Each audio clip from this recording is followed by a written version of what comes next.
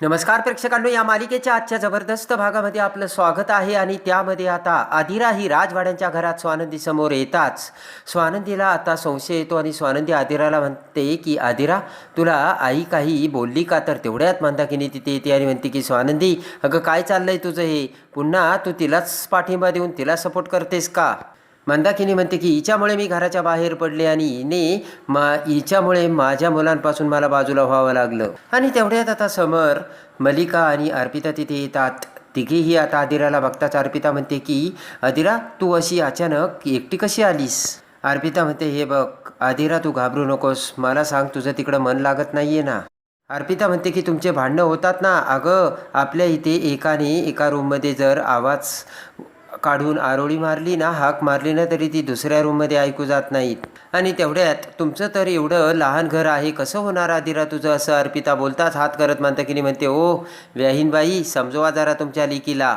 मंदाकिनी म्हणते की आमचं घरसुद्धा शांतच होतं, पण आमच्या घरामध्ये भांडणं कधी सुरू झाली? तुमच्या लहान बहिणीची जेव्हा एंट्री झाली ना, तेव्हापासून. आता इकडे रोहन हा शांत चित्ताने घरी येऊन विचार करतो आणि म्हणतो की आता ना शांत बसून असं काही चालणार नाही. आपल्याला नवीन जॉबसाठी काही ना काही करावंच लागणार आहे.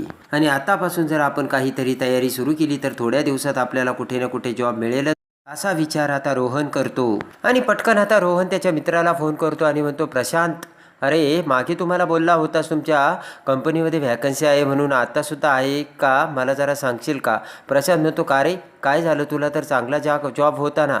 तेव्हा रोहन म्हणतो की अरे, आम्ही ना लीवमधून टर्मिनेट केलं आहे आम्हा बराच एम्प्लॉईंना, आणि त्यामध्ये मी सुद्धा आहे. तर आता प्रशांत म्हणतो, सॉरी रोहन, आता आमच्या कंपनीमध्ये व्हॅकन्सी नाही, तू तुझा रिझ्यूम ना पाठवून ठेव, मी ना मॅनेजरकडे फॉरवर्ड करील. आणि आता इकडे रोहन म्हणतो, चालेल प्रशांत, मी लगेच माझा रिझ्यूम तुला फॉरवर्ड करतो. आणि आता इकडे रोहन हा खूप वेळ होऊनही फोनवरती आता जॉबसाठी ट्राय करत असतो. तर तेवढ्या स्वानंदीचे बाबा तिथे येत म्हणतात की रोहन, एवढा वेळ झाला आहे, तू जागा कसा काय? तर रोहनला धक्का बसतो. आता इकडे मलिकासुद्धा आदिराला विचारते, आदिरा, तू एवढ्या सकाळी अचानक कशी आली घरी? आणि मला हे पटलेलं नाही आहे. मलिका म्हणते की एवढ्या लवकर तू घर सोडायचा विचार कसा केलास आदिरा? अगं, संसार म्हटला की भांड्याला भांडं लागणारच ना. अर्पिता म्हणते की मम्मा, तू असं कसं बोलतेस? आदिराने योग्य डिसिजन घेतला, कारण तिची सहनशीलता संपली. मंदाकिनी म्हणते, सहनशीलता तिची नाही, माझी संपली होती. आणि मंदाकिनी म्हणते, तुमची मुलगी काय काय बोलली तुम्हाला माहिती का? कोणत्या आईला आपल्या मुलांपासून बाजूला व्हायला आवडेल, सांगा बरं? मंदाकिनी म्हणते, पण सुनेला जर तिची सासूच जर नको असेल तर मग काय करणार? आणि तरीसुद्धा आदिरा शांत असते. तर समर म्हणतो, आदिरा, आता गप्प राहण्याचं ऑप्शन उरलेलं नाही आहे, बोल आता काय? आणि आदिरा लगेचच मंदाकिनीला म्हणते की मला काही बोलायचं आहे आणि आय एम सॉरी आई, माझी खरंच चूक झाली. तर मलिकाला धक्का बसतो. आणि आदिरा म्हणते की मी जो वेगळा राहण्याचा डिसिजन घेतला ना, तो घ्यायला नकोच होता, आणि मी चुकले, माझी चूक झाली, आय एम सॉरी असे म्हणत आता आदिरा ही मंदाकिनीला हात जोडते. इकडे आता स्वानंदीचे बाबा सकाळी पुन्हा रोहनकडे येत म्हणतात, रोहन, अरे तू आवरलं नाही, जॉबला गेला नाहीस? दररोज सकाळी तू लवकर जातोस, पण आज अजून गेला नाही म्हणून विचारलं. स्वानंदीचे बाबा म्हणतात, अरे तुला सुट्टी वगैरे काही नाही ना? का पहिल्यासारखं वर्क फ्रॉम होम सुरू केलं आहे? आणि रोहन म्हणतो, बाबा असं नाही आहे, मला उशिरा जायचं. तर स्वानंदीचे बाबा म्हणतात, ठीक आहे, मग जेवणच करून जा. आणि लगेच आता स्वानंदीचे बाबा म्हणतात, बरं रोहन, तुझं काम चालू आहे ना, तू तुझं काम कर, मी आलोच. आणि रोहनचे बाबा तिथून निघून जाताच आता त्यांच्याकडे बघत विचार करत रोहन म्हणतो की बाबा, तुम्हाला कसं सांगू, आता माझा तो जॉब नाही राहिला आता. आणि रोहन विचार करतो की आता माझी नोकरी गेली.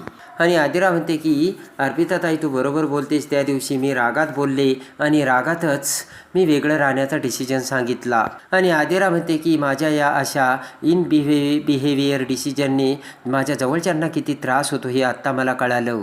आणि समरला मिठी मारत आदिरा म्हणते, आय एम सॉरी पिंट्या दादा, तू दिलेल्या संस्काराचा मला विसर पडला. आणि आदिरा म्हणते की मी फक्त माझ्या स्वतःचाच विचार केला. आणि आदिरा म्हणते, पिंट्या दादा, माझ्याकडून खूप मोठी चूक झाली, प्लीज मला माफ कर.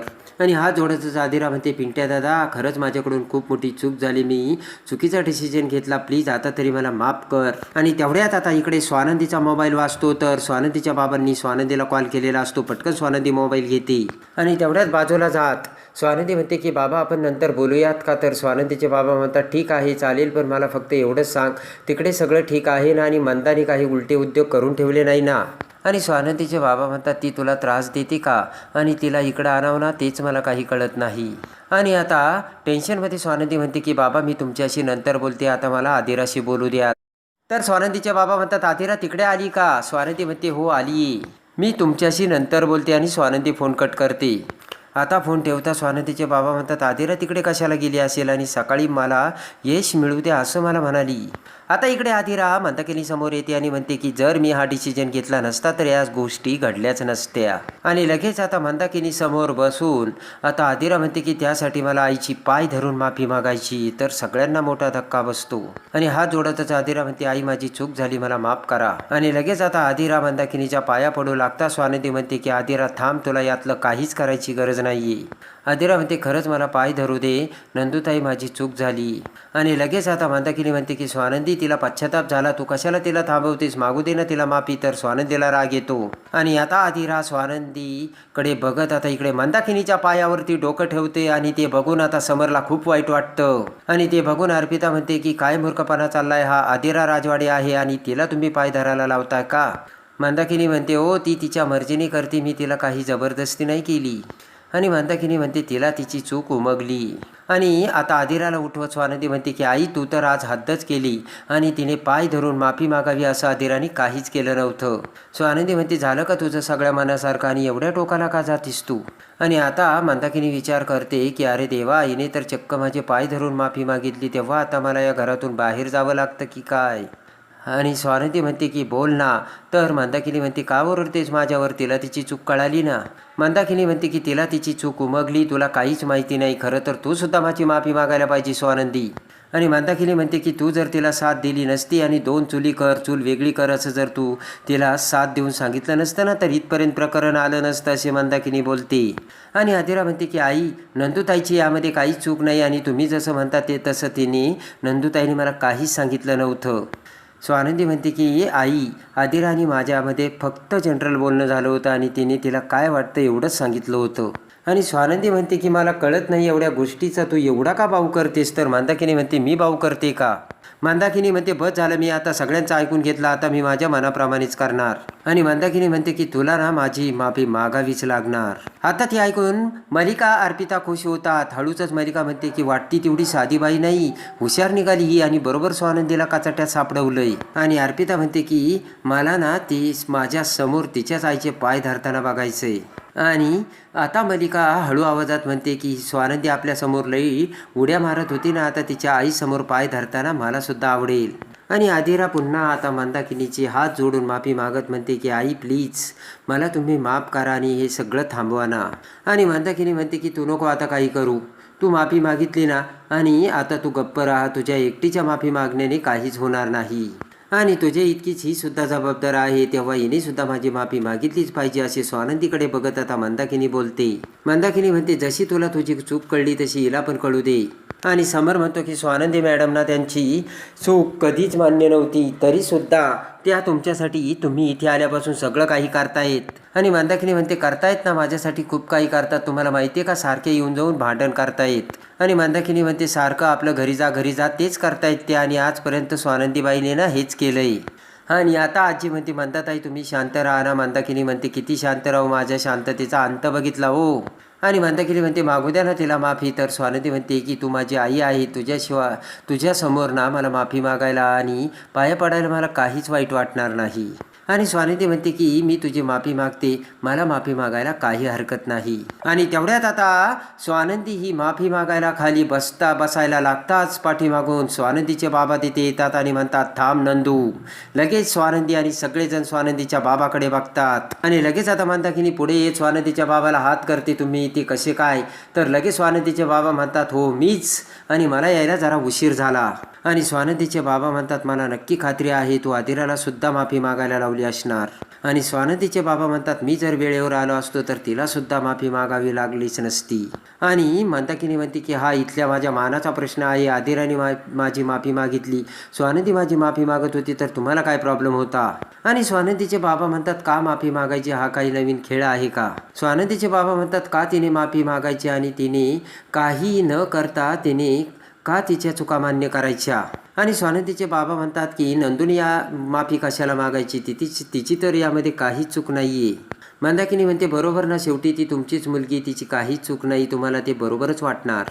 स्वानंदीचे बाबा म्हणतात चुका दरवेळेस तू करते आणि दरवेळी आम्हीच तुला माफ करतो. आणि लगेच आता स्वानंदीकडे बघत आता स्वानंदीचे बाबा म्हणतात थांब नंदू, आज मला बोलू दे. आणि आजीला आणि समरला हात जोडून स्वानंदीचे बाबा म्हणतात जावई बापू, दरवेळेस मला तुमच्यापुढे माफी मागावी लागते कारण हिच्यामुळे. तर समर म्हणतो बाबा प्लीज तुम्ही माफी मागू नका, तुमची यामध्ये काही चूक नाहीये. समर म्हणतो आपण सगळेजण शांतपणे बोलून यातून काहीतरी मार्ग काढूयात. आणि स्वानंदीचे बाबा म्हणतात जावई बापू शांतपणाने बोलणं हे काय असतं हे जर माझ्या बायकोला कळालं असतं तर ही अशी इथे माझ्या लेकीच्या सासरी आलीच नसती. आणि लगेच आता स्वानंदीचे बाबा तसे बोलताच मंदाकिनी डोक्याला हात लावते आणि म्हणते अरे देवा इथे काय चाललंय हे, आणि सगळं काही मीच केलंय का? तर बोट करत स्वानंदीचे बाबा म्हणतात हो तूच, या सगळ्याला कारणीभूत तूच आहेस. आणि लगेच असा तडकाफडकी निर्णय घेऊन सुनेच्या माथी सगळं काही लादणं हा वेगळं, असे आता स्वानंदीचे बाबा मंदाकिनीला बोलतात. आणि स्वानंदीचे बाबा म्हणतात तुला कळतंय का बिंडोक बाई, लेकीच्या सासरी जाऊन राहणं ही सगळ्यात मोठी चूक आहे. आणि मंदाकिनी म्हणते तुमची सून मला तुमच्या घरापासून वेगळं करते ही चूक नाही आहे का? आणि वरून तुमची मुलगी तिला पाठमोरा देते ही चूक नाही आहे का? आणि मंदाकिनी म्हणते म्हणून मी इथे जाब विचारायला आले ते चुकीचं आहे का? स्वानंदीचे बाबा म्हणतात हाच तुझा प्रॉब्लेम आहे, नेहमी तुला समोरचे चुकीचे वाटतात. आणि स्वानंदीचे बाबा म्हणतात समोरच्यांचं तू कधीच बोलणं ऐकून घेत नाहीयेस. आता स्वानंदीचे बाबा म्हणतात ती बिचारी नवीन लग्न करून आली आणि सगळं काही ॲडजस्टमेंट करून तडजोड करून सुद्धा तिला त्रास होत असेल तर तिने वेगळं राहण्याचा निर्णय घेतला तर त्यात कुठे काय बिघडलं? स्वानंदीचे बाबा म्हणतात उलट आपण तिला समजून घ्यायचं की तिलाच दोष द्यायचा. एखादी मुलगी सासरी येताना माहेरच्या माणसाचं ते प्रेम ती माणसे सगळं सोडून इथे येते आणि इथेही तिला तेच मिळावं अशी तिची अपेक्षा असते. स्वानंदीचे बाबा म्हणतात पण कधीतरी तू तिला समजावून घेतलंस का? आणि वरून तुला मान सन्मान हवा आहे. आणि स्वानंदीचे बाबा म्हणतात तू आदिराला एकदा तरी समजून घेतलंस का?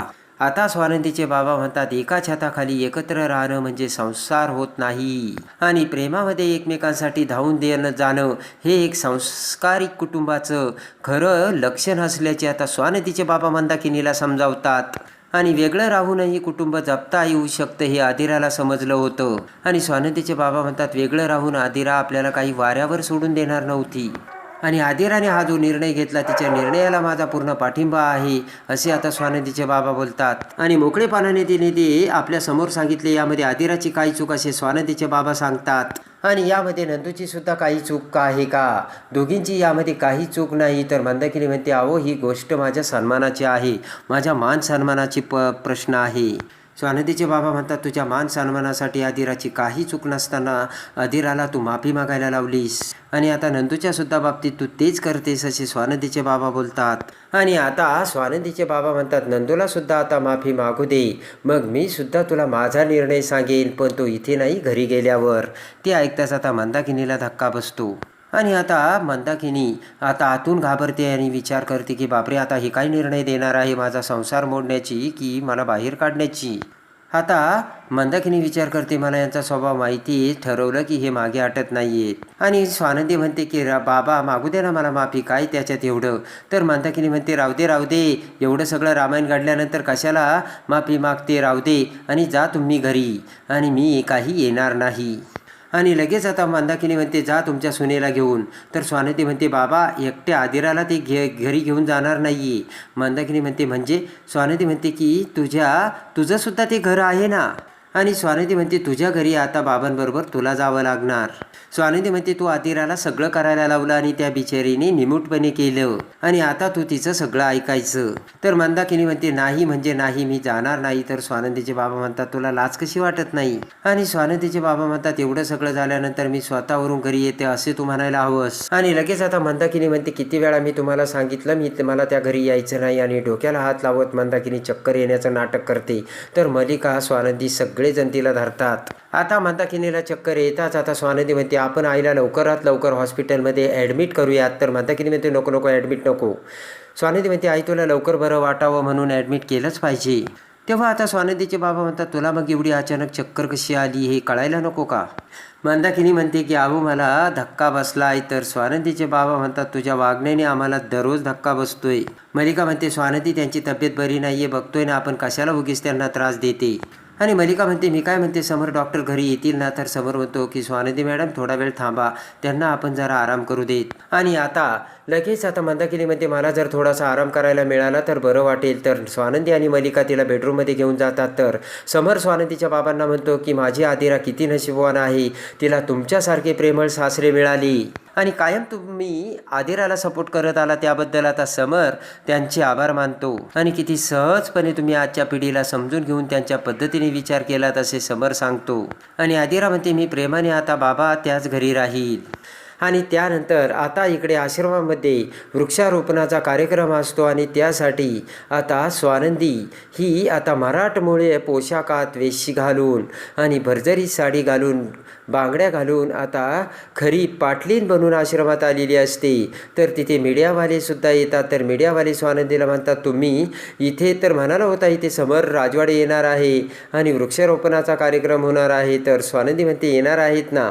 तर ते मीडियावाले म्हणतात इथे काही कोणी येणार नाही आणि यांचा आश्रम बंद पाडला पाहिजे. तर तेवढ्यात टेम्पो घेऊन समर आता मराठमोळ्या वेशभूषेत आता तिथे येतो आणि धोतर घालून गॉगल घालून आता फेटा घालून आता समर तिथे येताच आता समर आणि स्वानंदी मराठमोळा डान्स करतात आणि पुन्हा एकत्र येतात. तर इकडे आता स्वानंदीने एकदम सुपर आयडिया लढून इकडे आता स्वानंदीच्या बाबांनी आता स्वानंदीसोबत आता मंदाकिनीला घरचा रस्ता दाखवलेला असतो आणि इकडे आता समर आणि स्वानंदी एकत्र आलेले असतात. तर स्वानंदी आता कशी समरच्या मनात बसते हे बघण्यासाठी आणि या मालिकेच्या डेली अपडेटसाठी आपल्या चॅनलला लाईक करा, सबस्क्राईब करा.